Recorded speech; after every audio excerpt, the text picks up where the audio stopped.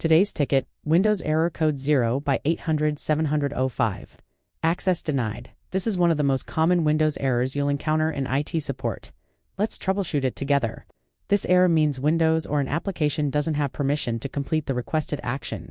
You might see it while installing software, copying files, running Windows Update, or opening a protected folder. Before fixing anything, think like an IT professional.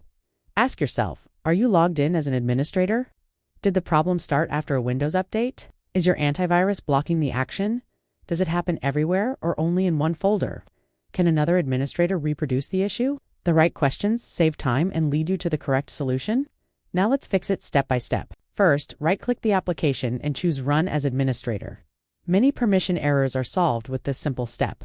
If the error continues, open Command Prompt as Administrator and run sfc//SCANNOW. This command checks Windows system files and repairs any corrupted files it finds. Still not fixed. Run DISM//online /cleanup-image /restore health. This command repairs the Windows image used to restore damaged system files. If the problem is still there, check the folder's NTFS permissions. Right-click the folder, open Properties, select the Security tab, and verify that the correct user or group has the required permissions. Now verify the fix. Repeat the same action that caused the error. If it works without displaying error 0x80070005, the issue has been resolved.